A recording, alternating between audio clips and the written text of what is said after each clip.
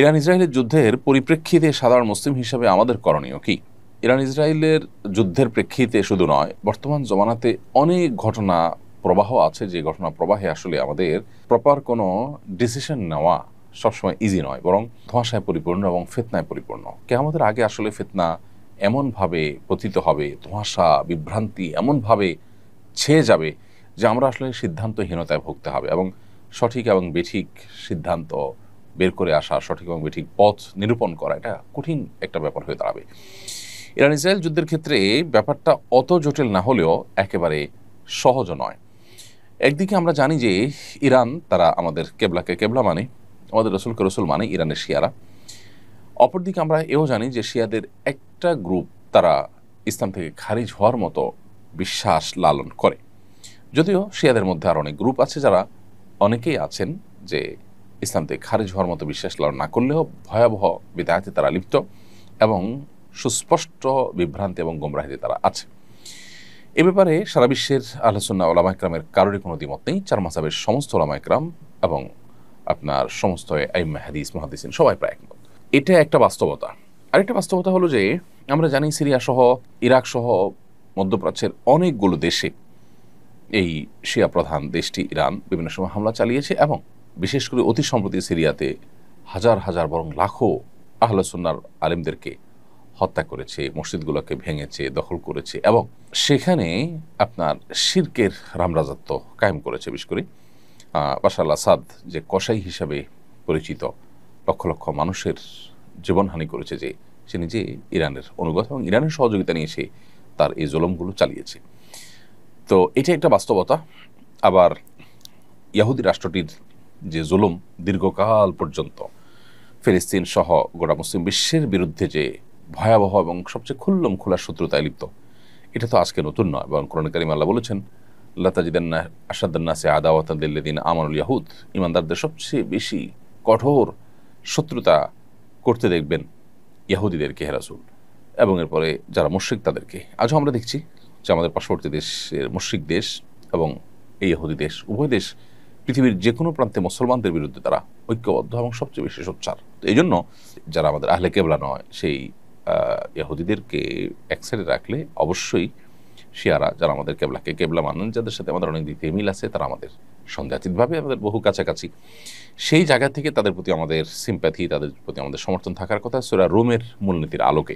এর পাশাপাশি তারা এই চলমান যে আগ্রাসন, সে আগ্রাসনের মধ্যে তারা মাজলুমের ভূমিকা আছে। সেই জায়গা থেকে আমরা মাজলুমের পক্ষাবলম্বন করাটা, এটা হলো আমাদের জন্য সবসময় কর্তব্য। আমরা কোনো অবস্থাতে জালেমের সহযোগী বা জালেমের সমর্থন, এটা আমরা কোনো অবস্থাতে করতে পারি না। সেই সাথে আল্লাহ তাআলার কাছে আমাদের একটা কমন দোয়া থাকা দরকার, আল্লাহ চলমান সমস্ত ঘটনা প্রবাহের শেষ পরিণতির জন্য ইসলাম এবং মুসলমানদের জন্য কল্যাণ বয়ে আনে। সে দোয়াটা আমরা মনে প্রাণে আল্লাহ তাআলার কাছে বেশি বেশি নিবেদন করব, এবং সকল প্রকার জুলুমের অবসান, জালেমের পতনকে আমরা আল্লাহ তাআলার কাছে কামনা করব কায় মনোবাক্যে। এবং সেই সাথে ইরান এবং শিয়া যারা আছেন, তাদের প্রতি আমাদের আহ্বান থাকবে যে এই রকম পরিস্থিতিতে আজ সারা বিশ্বের প্রায় আহলে সুন্নাহর আলেম এবং শাসকরা ইরানের তাদের প্রিভিয়াস যে আহলে সুন্নাহর আলেমদের প্রতি জুলুম, নির্যাতন, তাদের প্রতি আপনার হত্যাযজ্ঞ, এগুলো সত্ত্বেও ইরানের প্রতি তাদের যে সিম্প্যাথি, ইরানের প্রতি তাদের যে সমর্থন, সেটা তারা জানাচ্ছেন। অতএব তারাও ভবিষ্যতে আহলে কেবলা নিজের স্বগোত্রীয় ভাইদের সাথে আচরণ করার ক্ষেত্রে তারা যেন আরও দায়িত্বশীলতার পরিচয় দেন। উচ্চ মাধ্যমিক শ্রেণীতে এনসিটিবি কর্তৃক প্রণীত ইসলামের ইতিহাস ও সংস্কৃতি বই নিয়ে সমালোচনা হচ্ছে। এই বইটি একাধিক সাহাবীর ব্যাপারে সমালোচনামূলক রচনা আছে। এই বইটিতে একাধিক সাহাবীর ব্যাপারে সমালোচনামূলক রচনা আছে। সাহাবীর মর্যাদা সম্পর্কে ইসলামের নির্দেশনা জানতে চাই।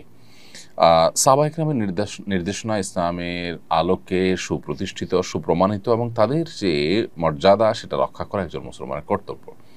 নবী করিম সাল্লাল্লাহু আলাইহি সাল্লামের পরিষ্কার হাদিস রয়েছে, আমার সাহাবীরা তারা হেদায়েতের উপর আছে, তাদেরকে তোমরা যদি পথ নির্দেশ হিসেবে গ্রহণ করো তাহলে তোমরা হেদায়েত প্রাপ্ত হয়ে যাবে। তাদেরকে গালি দিও না, লা তাসুব্বু আসহাবী, তোমরা আমার সাহাবীদের সমালোচনা করো না।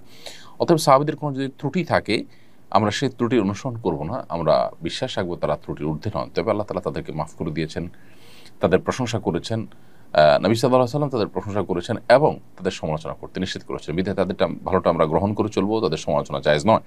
এবং কোরআনে কারিমে আল্লাহ তাআলা সাহাবায়ে কেরামের প্রশংসা, ভূয়সী প্রশংসা করেছেন বিভিন্ন জায়গায়। আল্লাহ বলেছেন যে মুহাম্মদুর রাসূলুল্লাহ ওয়াল্লাযীনা আমানু মা'আহু আশিদ্দাউ আলাল কুফফার রুহামাউ বাইনাহুম তারাহুম রুকআন সুজদান ইয়াবতাগুনা ফাদলাম মিনাল্লাহি ওয়া রিদওয়ানা সীমাহুম ফি উজুহিহিম মিন আথারিস সুজুদ যালিকা মাসালুহুম ফিত তাওরাতি ওয়া মাসালুহুম ফিল ইনজিল কাযারইন আখরাজা শাতআহু ফাআযারাহু ফাস্তাগলাযা ফাস্তাওয়া আলা সুকি। এই যে মুহাম্মদুর রাসূলুল্লাহ ওয়াল্লাযীনা মা'আহু, এই আয়াতে আল্লাহ তাআলা সাহাবীদের কথা বলেছেন যে মুহাম্মদ আল্লাহর রাসূল, ওয়াল্লাযীনা মা'আহু আশিদ্দাউ আলাল কুফফার, এবং যারা তার সঙ্গে আছেন তারা কাফেরদের উপরে কঠোর, পরস্পর তারা বিনয়ী, বিনম্র, একে অন্যের প্রতি দয়ালু। তারপর তাদেরকে সবসময় দেখবেন রুকুতে সিজদাতে তারা আল্লাহর সন্তুষ্টি শুধু আশা করে, এবং তাদের সিজদার আলামত তাদের চেহারায় ফুটে ওঠে। আর অনেক প্রশংসা আল্লাহ তাআলা তাদের করেছেন। আল্লাহ বলেছেন রাদিয়াল্লাহু আনহুম ওয়া রাদু আনহু, তাদের প্রতি আল্লাহ তাআলা সন্তুষ্ট হয়েছেন, তারা আল্লাহর প্রতি সন্তুষ্ট হয়েছেন। নবী সাল্লাল্লাহু আলাইহি ওয়াসাল্লাম বলেছেন উহুদের বদর যুদ্ধে অংশগ্রহণকারী সাহাবীদের ব্যাপারে, মালুম আশাইতুম ক্বাদ গাফারাল্লাহু লাকুম, তোমরা যা ইচ্ছা করতে পারো, আল্লাহ তাআলা তোমাদের ক্ষমা করে দিয়েছেন। এই হাদিসগুলো সবগুলো প্রমাণ করে যে নবী সাল্লাল্লাহু আলাইহি সাল্লাম এর সাহাবীদের মর্যাদা আল্লাহ তাআলার কাছে কত বড়। তো এই জন্য আমাদের কর্তব্য হবে আল্লাহ রাব্বুল আলামিনের এই নির্দেশনা এবং নবী সাল্লাল্লাহু আলাইহি ওয়াসাল্লাম হাদিসগুলোকে মাথায় রেখে সাহাবায়ে কেরামের সমালোচনার বাইরে থাকা। সাহাবায়ে কেরামের ব্যাপারে কোরআন এবং সুন্নাতে আরো ভুরি ভুরি হাদিস রয়েছে। আব্দুল্লাহ ইবনে মাসউদ রাদিয়াল্লাহু তাআলা আনহু বলেছেন, মান কানা মুস্তান্নান ফালিয়াস্তান্না বিমান কদ মাত, যে ব্যক্তি আদর্শ হিসেবে গ্রহণ করতে চায় কাউকে, সে যেন যারা মারা গেছেন, অর্থাৎ তার সময় যারা মারা গেছেন তারা হচ্ছেন সাহাবী, তাদের যেন তাদের যেন আদর্শ অনুসরণ করে। উলাইকা আসহাবু মুহাম্মাদিন সাল্লাল্লাহু আলাইহি ওয়াসাল্লাম, তারা মুহাম্মদ সাল্লাল্লাহু আলাইহি ওয়াসাল্লামের সঙ্গীরা ছিলেন, সাহাবীরা ছিলেন। কানু খায়রু হাযিহিল উম্মাহ আবরুহা কুলুবান ওয়া আমাকুহা ইলমান ওয়া আকল্লুহা তাকাল্লুফা, তারা এই উম্মতের সবচেয়ে শ্রেষ্ঠ মানুষ ছিলেন।